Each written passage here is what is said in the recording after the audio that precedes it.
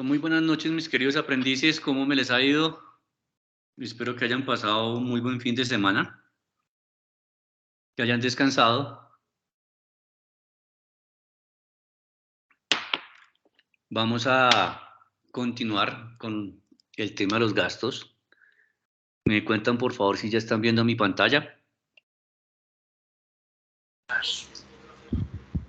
Hola, profe, buenas noches. Yo no. Buenas noches, yo tampoco. No, todavía no. Listo, vamos a ver qué es lo que está pasando.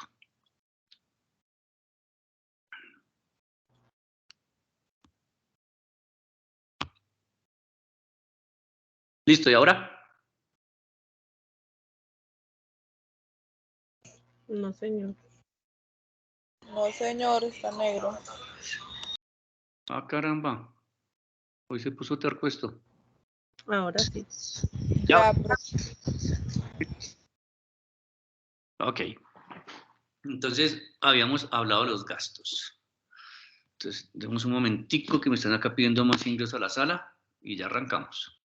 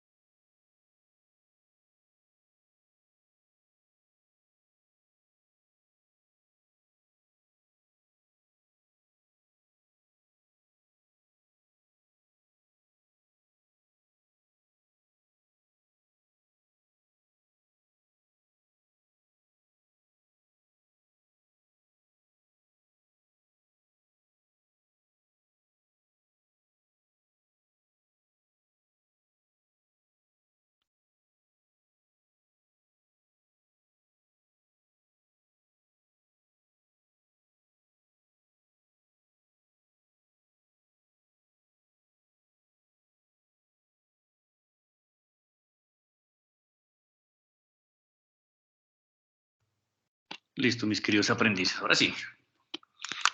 Entonces, habíamos quedado en la conferencia anterior con el reconocimiento de los honorarios de un abogado.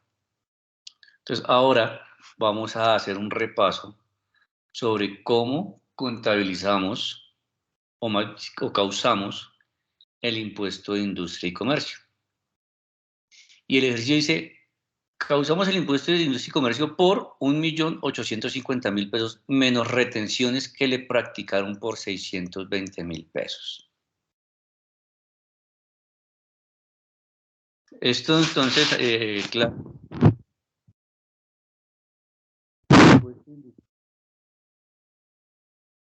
Nunca nos va a dar este porcentaje. Esto es un imaginario, muy seguramente era 65. Profe, le está molestando el audio. Hola, a ver si conmigo aquí, dame un segundo.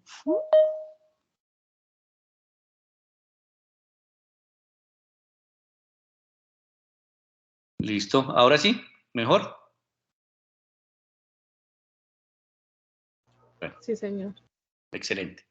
Listo, entonces vamos a causar el impuesto de industria y comercio por 1.850.000 pesos menos retenciones que le practicaron por 620.000 pesos. Estas retenciones nos las practicó un tercero. Para este caso, el impuesto de industria y comercio lo vamos a llevar a un gasto porque nosotros en la declaración de renta no podemos descontar esto de la renta.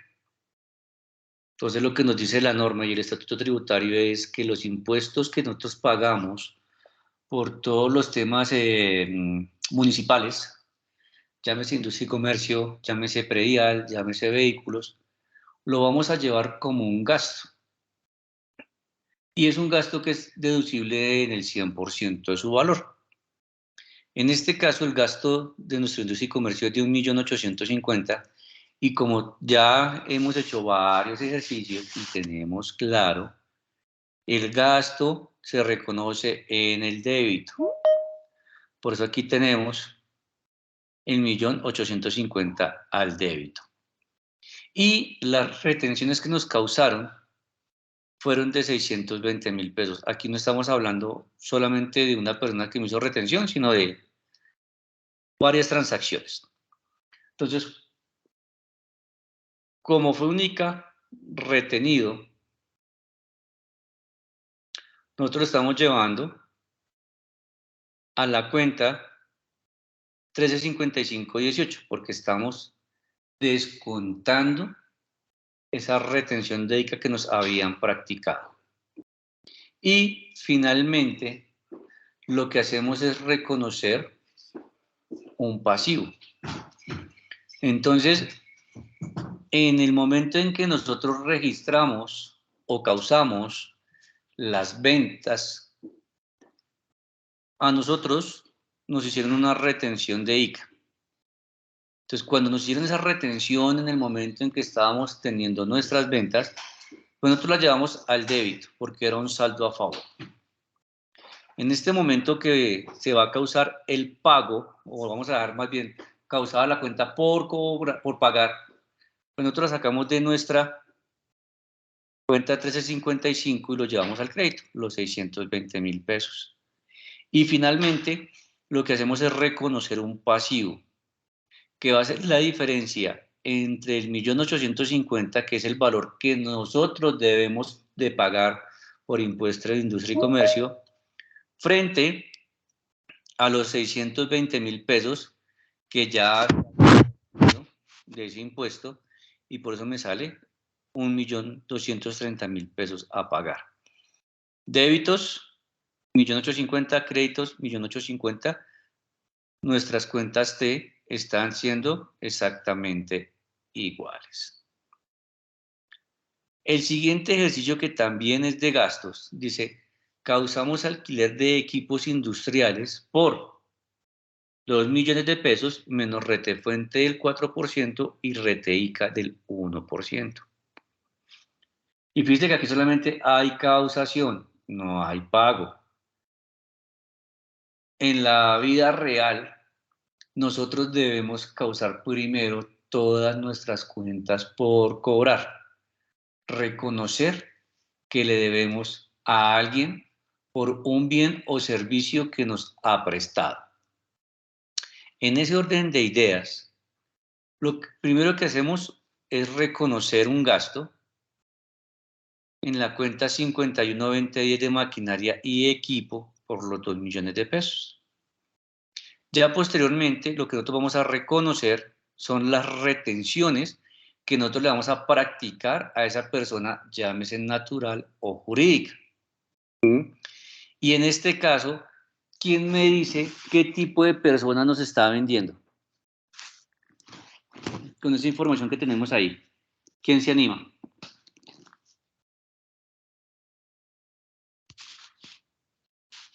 Jurídica, profe. ¿Quién me contestó? Que no alcancé a ver. Es jurídica, ¿no? Por lo que les hacen las detenciones. ¿Por qué jurídica, por favor? Pues sí, pues lo que tengo entendido es que una persona no está obligada a hacer retenciones, sino que las partes, la jurídica sí, dependiendo que el tipo de empresa, si no estoy mal. Ok, entonces te pregunto, Ingrid, y tú me dices si sí o si no, ¿vale? ¿Las empresas jurídicas cobran IVA, sí o no? Las empresas. Sí, señora.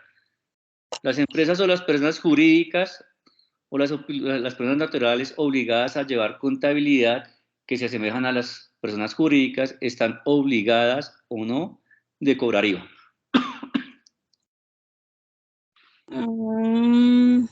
¿Sí o no? No, sí. No están No. obligadas a cobrar IVA.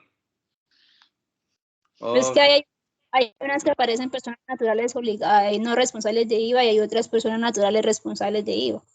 Listo. ¿Y cuáles son esas personas no responsables de IVA? Esa parte sí no la tengo bien clara, profe. No la tienes bien clara. Ok. Las personas obligadas a llevar contabilidad y que no están obligadas a facturar con IVA es porque prestan o venden un bien o servicio que está exento o no grabado o excluido, en otras palabras.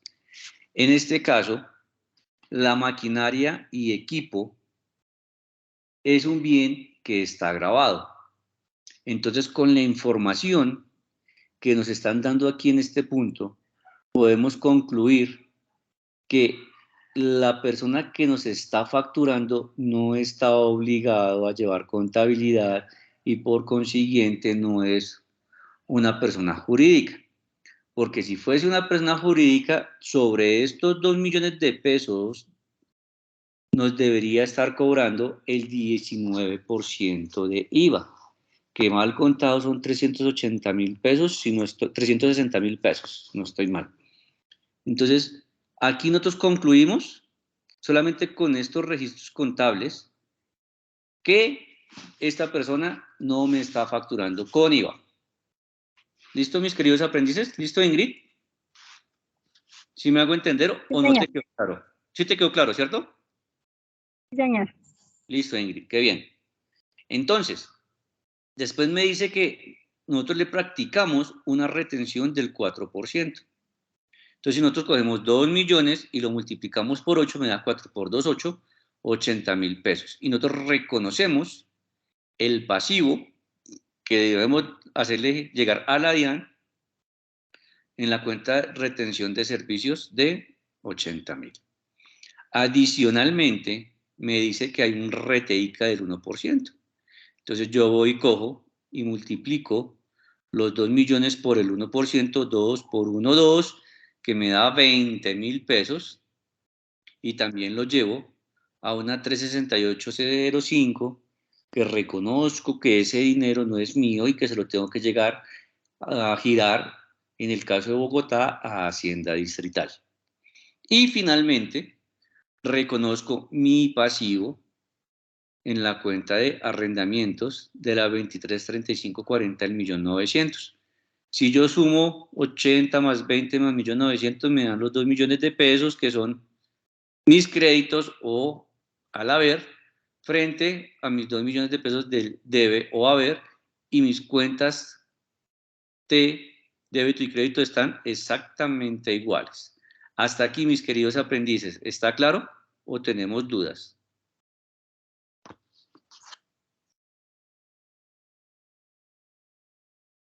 Bueno, entonces asumo que ninguno tiene dudas.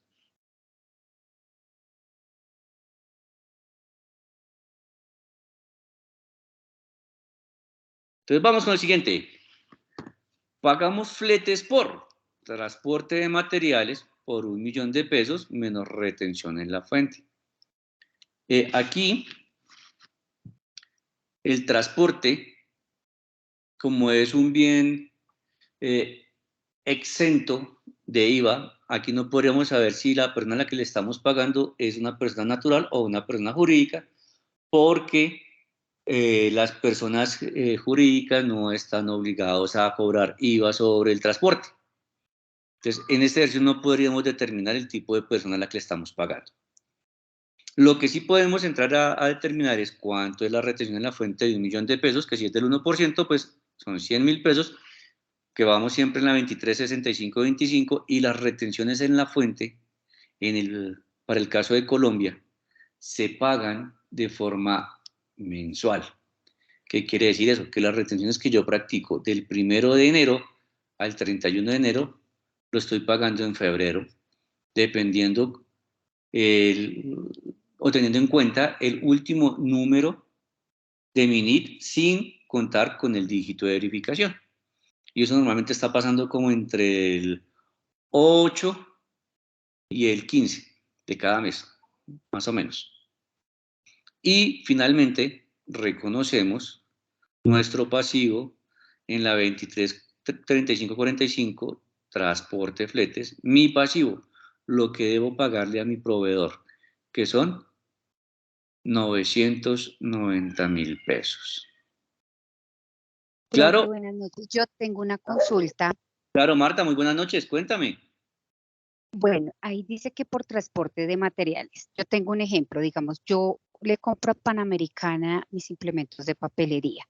Ellos me emiten a mí mi factura y lo que aplica IVA le colocan el IVA o bueno, dependiendo. Y ellos por hacerme entrega de esto me cobran un servicio de transporte, pero a ese servicio de transporte ellos sí le colocan IVA del 19%. Porque es una empresa que está prestando un servicio para el que el Ministerio de Transporte no le ha otorgado la resolución para prestarlo. Única y exclusivamente las empresas que tienen esta resolución pueden prestar servicios de transporte o servicios de transporte de personas o de transporte de encomiendas, como es el caso de Servientrega, Coordinadora, 24/7 y se me olvida otras. Estas empresas, cuando tú vas y pones la encomienda, si te fijas, nunca te cobran IVA, porque tienen esa resolución. Al igual que cuando tú vas y compras un tiquete de transporte, bien sea terrestre o aéreo o fluvial, que dice de Bogotá viajo a Medellín, bien sea de cualquiera de las tres formas, aunque bueno, ya sabemos que fluvialmente de Bogotá a Medellín no se puede ir, pero ahí por ningún lado te cobran IVA. ¿Por qué no te cobran IVA? Porque el Ministerio de Transporte le está dando la resolución a esas empresas para que puedan transportar personas. Entonces, por eso cuando tú me dices, Marta, que cuando piden la papelería de Panamericana, Panamericana les cobra un IVA por ese servicio, ¿sí? Porque no tiene la autorización. ¿Listo? Ah, ok, sí, porque normalmente, digamos, cuando uno está haciendo la discriminación de la factura, pues todos los le están cobrando, entonces le cobran a uno el servicio de transporte y le son el 19% del IVA, pero cuando le van a entregar a uno, el que entrega la transportadora es Quick, Sí. o sea, ni siquiera es directamente Panamericana. Ah, porque Panamericana tiene tercerizado el servicio con otra persona. Ujú. Y como esa persona no tiene las resoluciones, pues le toca cobrar. Ok, listo, me queda claro, gracias. Con mucho gusto.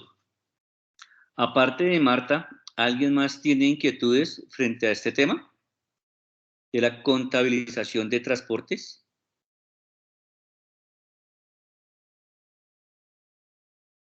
Listo, entonces asumo que no. Vamos para el siguiente caso. Y dice, causamos mantenimiento de equipo de cómputo por 500.000 pesos menos una retefuente del 6% y un rete ICA del 1%. Con ese registro que estamos haciendo, ¿qué tipo de persona nos está prestando el servicio? ¿Quién me ayuda?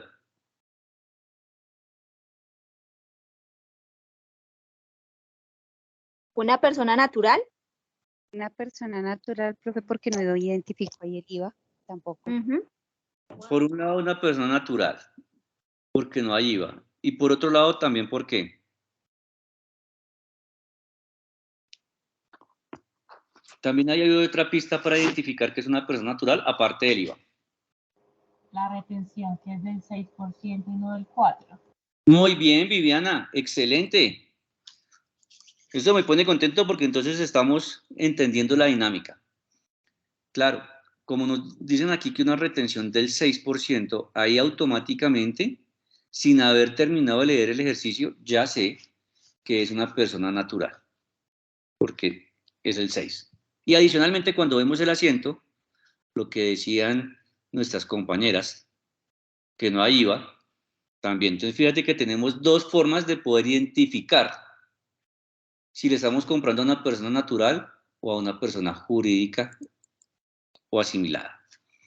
Entonces, ya sabemos que todos nuestros gastos siguen al débito por los 500.000 pesos. Y si se dan cuenta, mis queridos aprendices, siempre en todos los 6 ejercicios que hemos hecho, arrancamos por el débito. Mira, aquí está 500, aquí el primer asiento es 1 millón de pesos de transporte, aquí el primer asiento es de 2 millones de la maquinaria, aquí el primer asiento es de 1.850.000, todos en el débito, asesoría jurídica 1,5 millones, y aquí también los sueldos. Entonces, para que siempre tengamos en cuenta que nosotros arrancamos todos nuestros asientos contables por el débito. Posteriormente a esos 500.000 pesos le multiplicamos por el 6%, que si hacemos la multiplicación de 6 por 5, 30, entonces están los 30.000 pesitos, que se va a la cuenta 236525 de retención en la fuente por servicios, y les acabo de decir que la retención en la fuente se paga cada cuánto, mis queridos aprendices.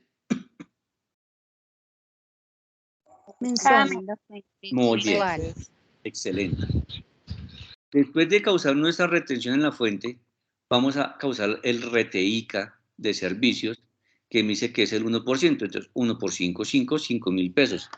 ¿Quién se acuerda o quién sabe cada cuánto presentamos nuestra retención de ICA? Se presenta bimestralmente, cada 2 meses. Ok, así es. Para las personas jurídicas la presentamos cada 2 meses. ¿Listo? Y finalmente, dejamos nuestra cuenta por cobrar después de haber hecho las retenciones por 465.000 pesos. Y aquí solamente hay causaciones. Causamos todas nuestras deudas, nuestras obligaciones del mes. Siguiente, dice, legaliza anticipo para peajes por 500.000 pesos, soportados en 350.000 pesos. Entonces uno dice, uy, ¿cómo así? ¿Qué es eso?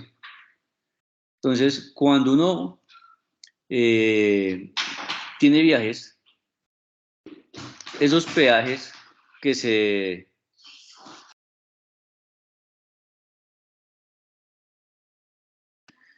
esos peajes hay que reconocérselos y cargarlos a los gastos de la empresa. Entonces, el ejercicio nos dice que se va a legalizar un anticipo que se le dio a un empleado. Sí, tiene que ser un empleado, definitivamente. Y si se fijan, voy a empezar al revés con este ejercicio. Aquí, en la 133015, anticipos a trabajadores, estamos reconociéndolo en el crédito, porque la persona estamos sacando los 500.000 pesos que se le habían dado a él. En ese momento a él se le están legalizando. ¿Cómo es el registro al momento de darle el dinero a ese trabajador para que salga a hacer el viaje? Pues de la caja salen los 500.000 pesos y a la 133005 nosotros reconocemos en el débito los 500.000 pesos. Eso es en el momento en que él sale. Cuando él llega de hacer todo el recorrido, legalizamos ese anticipo. Por eso, de la 133005 estamos sacando los 500.000 pesos que le habíamos dado inicialmente. ¿Hasta ahí me hago entender o tenemos dudas?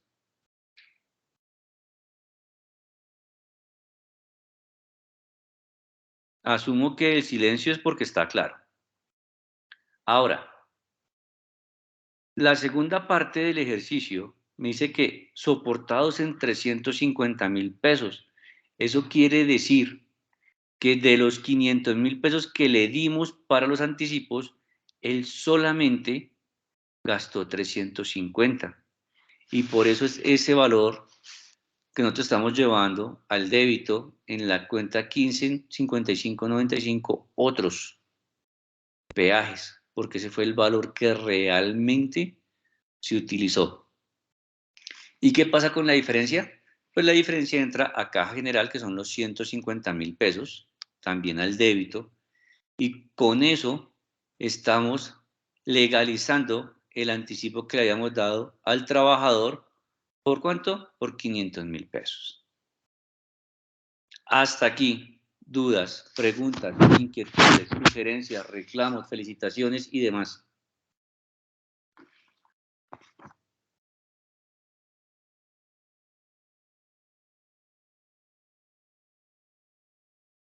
Pues aquí está claro, profe.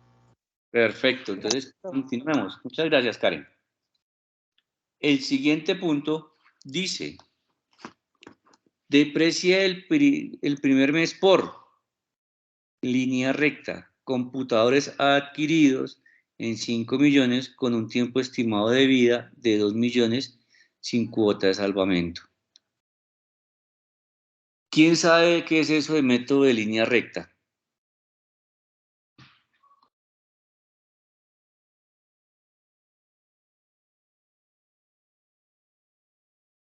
¿Nadie? Pues la línea recta es un método de depreciación. Existen varios, pero el que normalmente utilizan casi todas las empresas es la línea recta. También podríamos utilizar suma de dígitos o podríamos utilizar horas de funcionamiento. ¿Y cómo sacamos eso de línea recta?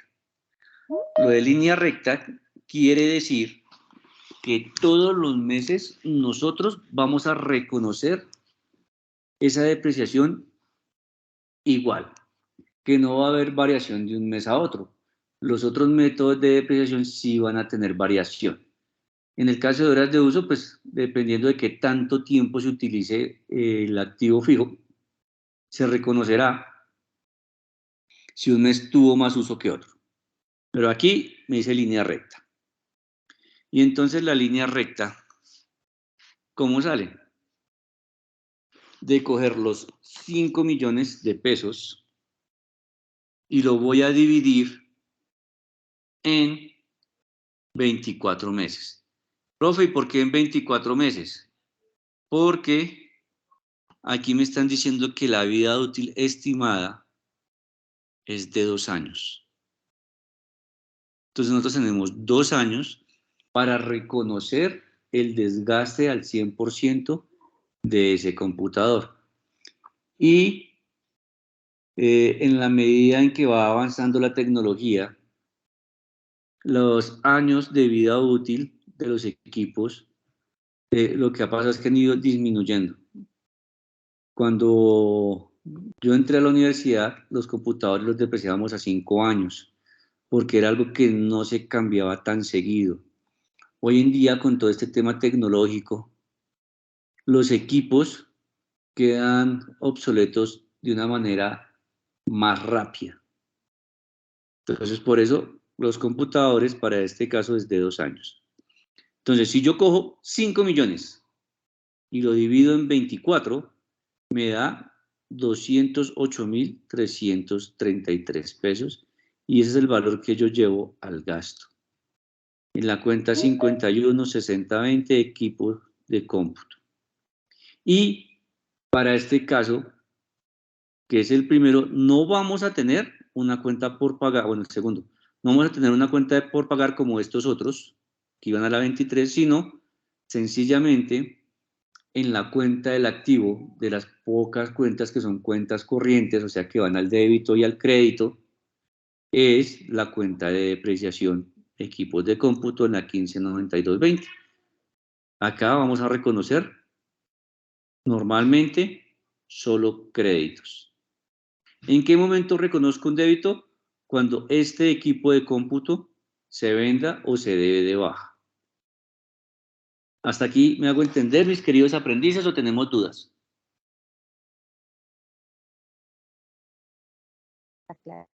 Profe, una pregunta. Claro, cuéntame, José Miguel. A la hora del balance general, ese equipo de cómputo, esa depreciación acumulada, Sí, ¿qué pasa? se le resta, ¿sí? Sí, señor. Así es. Entonces, si su merced tiene el equipo de cómputo por 5 millones en el balance, cuando usted saca el valor final de su balance en el tema de activos fijos, no le va a aparecer los 5 millones, le debe aparecer 4.791.666 pesos. Ese es el valor que le aparecerá cuando usted hace el balance del primer mes. Y pues en la medida en que su mes siga haciendo balances mensuales, pues el valor seguirá disminuyendo. Si usted hace el balance al final de los 12 meses, en un lado dirá, en la parte de arriba dirá, equipo de cómputo, 5 millones. Debajo del equipo de cómputo dirá, depreciación acumulada de equipo de cómputo, 2 millones 500. Total equipos de cómputo, 2 millones 500. Entonces, sí o sí, en el balance se deben de reconocer las depreciaciones. ¿Listo, José Miguel? Muchas gracias, profe. Con muchísimo gusto. Siguiente punto. Dice, reembolsa la caja menor así. 60.000 pesos en servicio de acueducto, 50.000 pesos en elementos de aseo y 40.000 pesos en papelería. Entonces nos vamos primero con nuestros débitos, como es costumbre, y vamos a la cuenta de acueducto alcantarillado, que es la 513525, y allí reconocemos nuestros 60.000 pesos.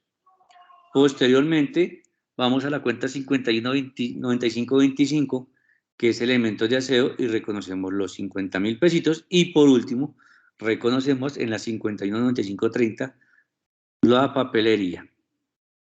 Primero los débitos y me suman 150.000 pesos. Y finalmente, de Banco Nacional, sacamos los 150.000 pesos para pagar. Una vez más, débitos y créditos iguales. Se mantiene nuestra ecuación contable de débitos y créditos, debe y haber. Última, y con eso estamos cerrando el tema de los gastos en los asientos contables, que igual ustedes ya habían hecho anteriormente y muy próximamente me van a hacer otro ejercicio con ese tema. Paga una publicación radial por 450.000 pesos. Ahora, en esta publicación radial, en esa publicidad radial, les hace falta el IVA. Entonces, como no hay IVA, asumimos que ahí es una persona natural la que me está cobrando ese servicio. Pero, profe, ¿cómo así si las emisoras son grandes? Sí, lo que pasa es que las emisoras tienen personas, vendedores, y estos vendedores lo que hacen es subir el precio de las pautas para ganarse alguito, y pues ellos van y le cobran, o le pagan más bien a la emisora con IVA, pero cuando ellos van y le cobran a los clientes, como son personas naturales no obligadas a llevar contabilidad, no cobran IVA. Entonces, por eso aquí no aparece con IVA, porque fue una persona la que nos vino a cobrar por esa publicidad radial. Y pues este es un asiento súper sencillo, porque no hay retenciones, porque no hay que quitarle nada a nuestro proveedor, solamente reconocer el gasto directamente. Aunque la forma correcta debería haber sido causar esto en un pasivo, en una cuenta por pagar a un tercero, y posteriormente sí sacar la plata del banco. Lo que nosotros buscamos en contabilidad es causar absolutamente todo. ¿Con qué objetivo? Con el objetivo de hacer auditoría y de trazar la confiabilidad, la fiabilidad de las transacciones financieras, de todo lo que pasa en la empresa. Entonces, aquí hubo un error en la digitación de este asiento contable. Ah, pero profe, da igual. El efecto en últimas es cero. Porque si yo coloco en mi cuenta por pagar, como está aquí arriba, los 465, cuando sale de caja o de banco, pues esto se va al débito. Y sí, el efecto es cero. Indiscutiblemente. Pero pues vuelvo y repito, por el tema de trazabilidad, de confianza, necesitamos primero débitos y créditos. Mis queridos aprendices, hasta ahí, dudas, preguntas, inquietudes, sugerencias. Con ese último ejercicio me quedó la pequeña duda, no sé si lo dijo y no lo escuché. ¿Por qué no se le aplicó retención por servicio? porque aquí hay personas que se dedican a vender la publicidad de las emisoras. Entonces, como son personas naturales, van y cobran a sus clientes sin IVA. Entonces, por ejemplo, esta pauta yo se la vendí a Postobón. Como Johan no está obligado a facturar con IVA, le paso mi cuenta de cobro a Postobón por 450.000 pesos y Postobón me dice, tome Johan, aquí está su pauta. Sin ningún problema. Y después Johan se va a RCN o a Caracol y les dice, mire, señores Caracol, yo vendí esta pauta, necesito que me la facture. Y entonces Caracol me dice, claro que sí, Johan, yo le facturo 200.000 pesos más el 19% de IVA, eso le da 236.000 pesos. Eso es lo que usted me debe pagar. Fíjate que aquí hay dos transacciones, una de Johan con su cliente y otra de Johan con su proveedor. Johan a su proveedor sí le paga IVA, pero Johan al cliente no le cobra IVA. ¿Por qué? Porque sencillamente a mi Caracol me está cobrando 236.000 pesos y yo voy y le vendo a mi cliente en 450. Ahí estoy asumiendo o cubriendo el costo del IVA. ¿Me hago entender? Sí, señor, muchas gracias. Entonces, por eso ahí no aparece IVA. ¿Quién más tiene preguntas de esto antes de hablar de las políticas contables?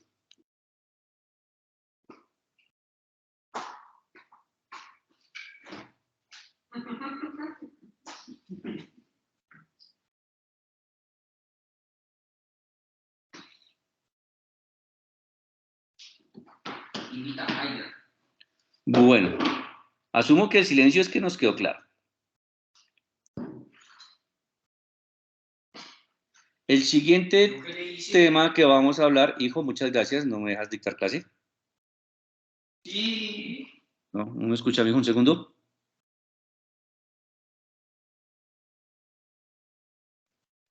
Listo, vamos a hablar ahora de la política contable. En cuanto a los gastos, ¿qué me dice? Para la incorporación de las políticas contables de los gastos, la entidad debe fundamentarse en la hipótesis del devengo, de conformidad con la sección número 2 de las normas internacionales de información financiera para pymes. La base contable de acumulación o de devengo contable establece que, primero, incorporará sus estados financieros, excepto en lo relacionado con la información sobre flujo de efectivo, utilizando la base contable de acumulación o de devengo contable. Segundo, de acuerdo con la base contable de acumulación o devengo, las partidas se reconocerán como gastos cuando satisfagan las definiciones de dicha partida. Tercero, por otro lado, las políticas contables establecen que el reconocimiento de los gastos procede directamente al reconocimiento y la medición de activos y pasivos. Y cuarto, una entidad reconocerá gastos en el estado de resultados cuando haya surgido un decremento de los beneficios económicos futuros relacionados con un decremento en un activo o un incremento en un pasivo que pueda medirse con fiabilidad. Decremento quiere decir que hay una disminución. Y como ya hemos hecho varios ejercicios, nosotros nos damos cuenta que cada vez que pagamos un gasto, hay una disminución de los activos. O en otras palabras, cada vez que nosotros causamos y reconocemos que tenemos un gasto, se nos genera un pasivo, o sea que hay un incremento de los mismos. ¿En qué momento no hay incremento de los pasivos? ¿Quién me ayuda? ¿En qué momento no hay incremento de los pasivos cuando reconocemos qué tipo de gastos? Y lo acabamos de hacer. ¿Quién estuvo pendiente?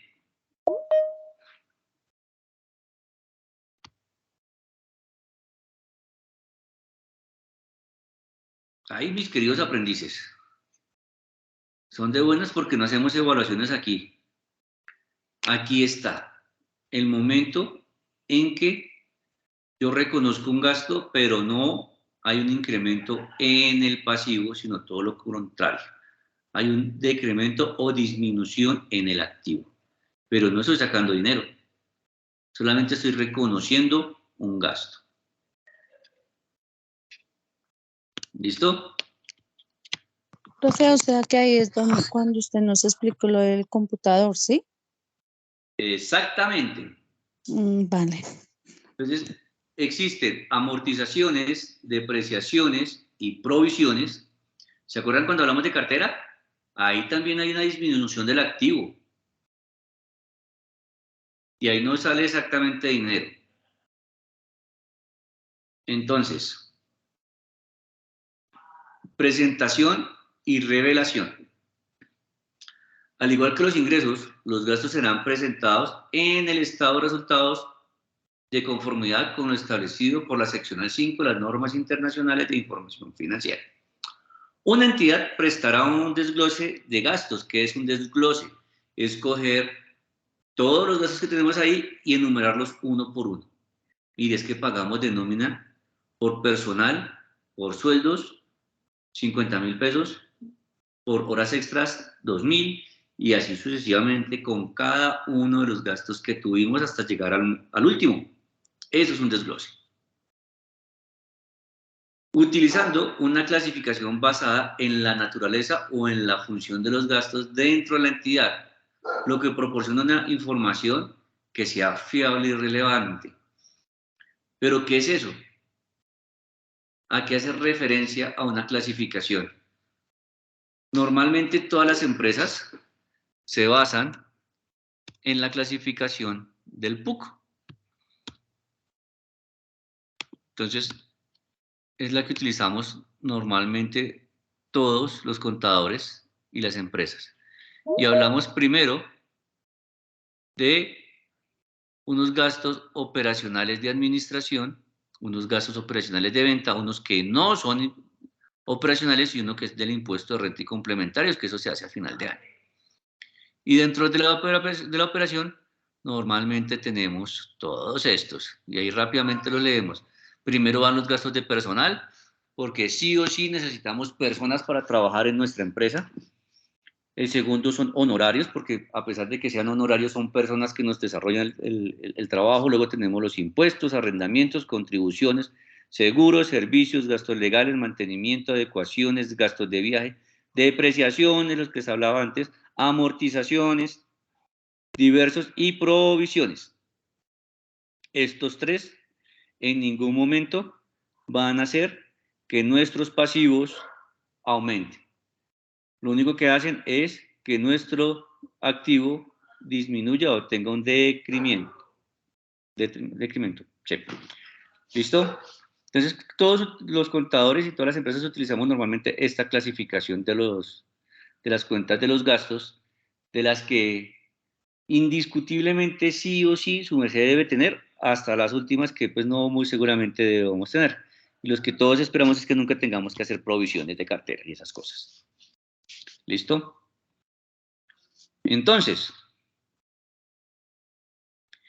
el desglose por naturaleza de los gastos, según este método, se clasifican los gastos, se agrupan en el estado de resultados integrado de acuerdo por su naturaleza. Por ejemplo, depreciaciones, compras materiales, costos de transporte, beneficios de los empleados, costos de publicidad, y los distribuirá en las diferentes funciones dentro de la entidad. Y el desglose por función del gasto. Según este método se clasifican los gastos, se agruparán de acuerdo con su función como parte del costo de venta o por ejemplo, de los costos de actividades de distribución o administración. Como mínimo, una entidad revelará, según este método, su costo de venta de forma separada de otros gastos.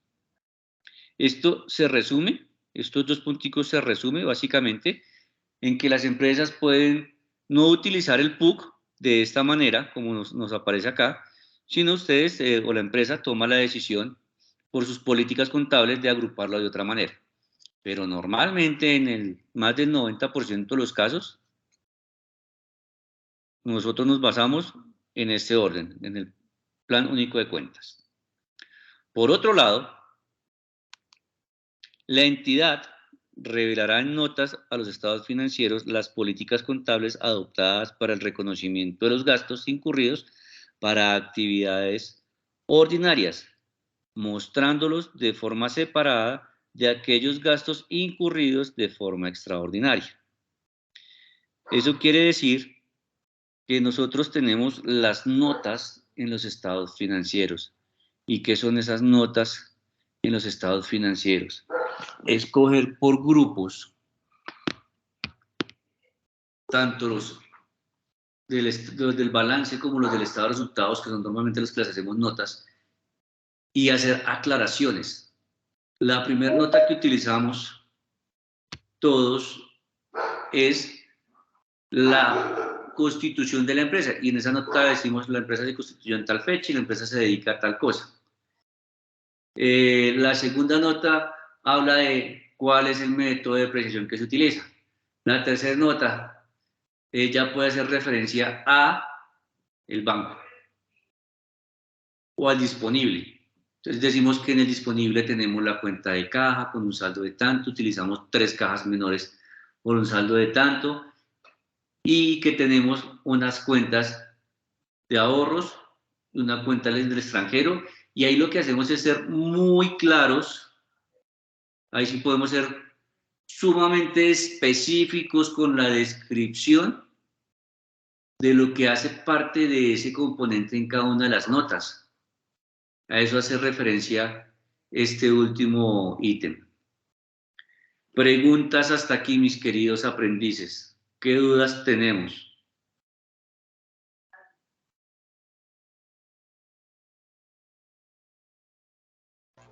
Por ahora ninguno.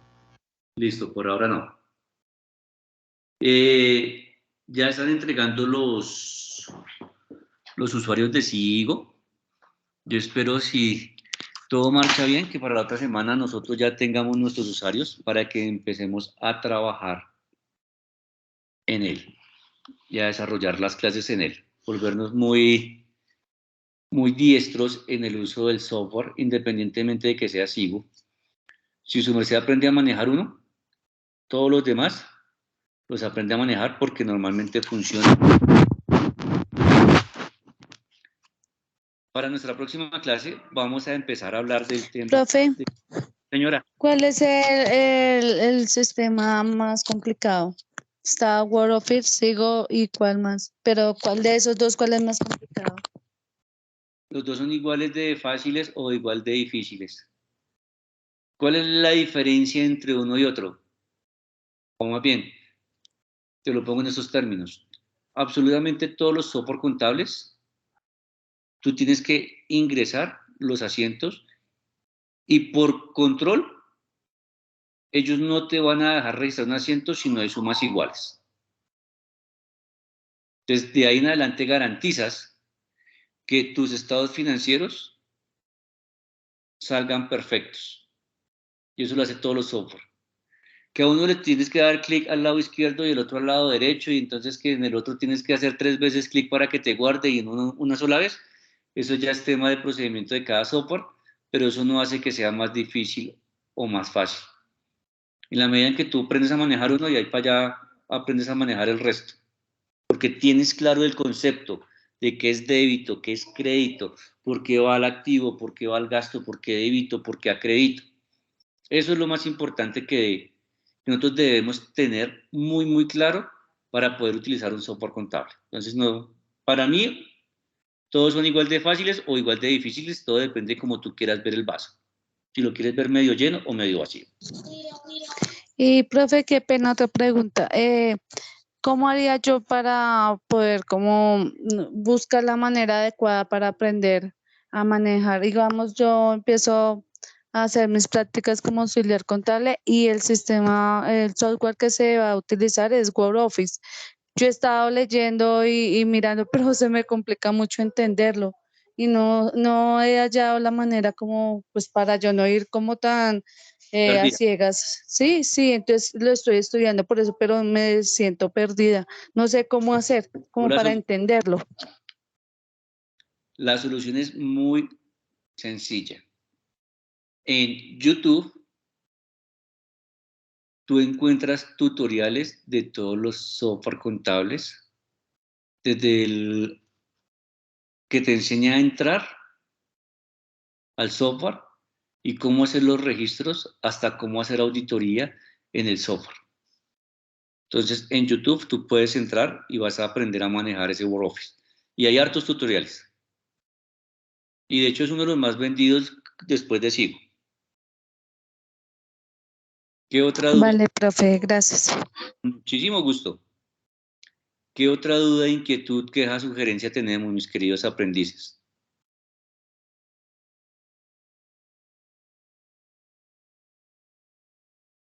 Listo. En esta semana les voy a estar enviando por nuestro grupo de WhatsApp la actividad que me van a desarrollar y el tiempo que les voy a dar para desarrollar la actividad. Van a ser dos actividades sumamente sencillas para que ustedes las puedan desarrollar fácilmente en un fin de semana.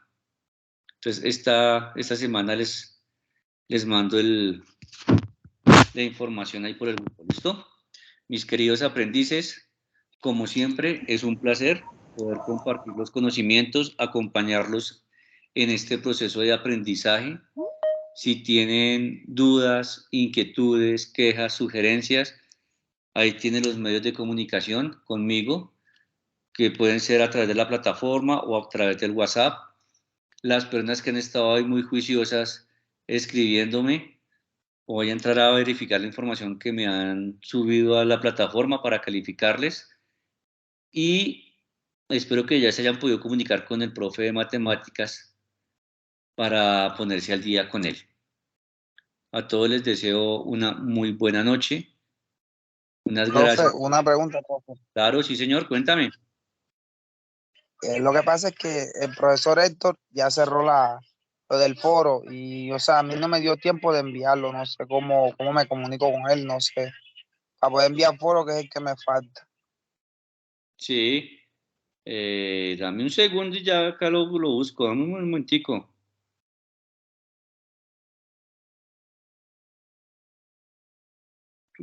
Ya te lo paso.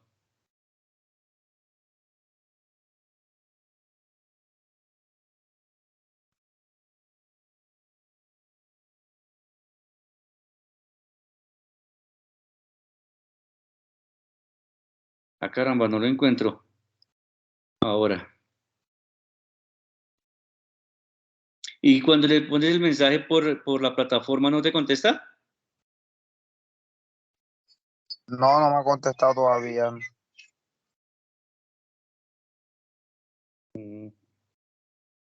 Dame un segundito que acá lo estoy buscando y una vez te lo regalo. ¿Cuál es el otro nombre de él? ¿Se acuerdan? Héctor Andrés Zipamocha. Héctor Andrés Mocha. 310 816 7040.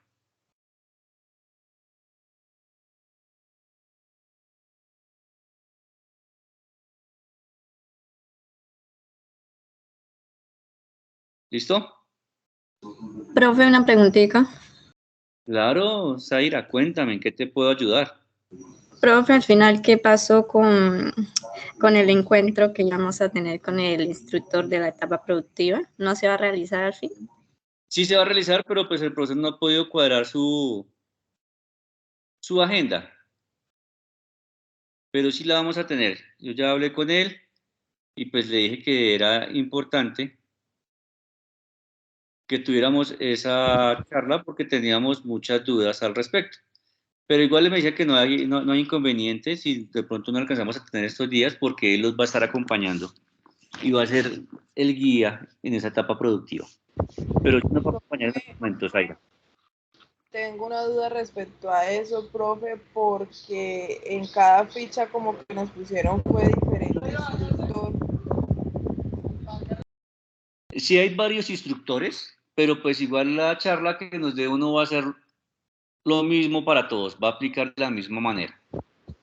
Ah, listo, profe. Es el mismo, lo que nosotros debemos hacer allá va a ser lo mismo, los documentos o los formatos que debemos diligenciar va a ser lo mismo, entonces ahí no hay pierde con eso, Paola. ¿Listo? Listo, mis queridos aprendices. No siendo más, les deseo a todos una muy bonita noche. Que descansen. Gracias. Buenas noches, profe. Descanse. Gracias. Gracias. Con gusto.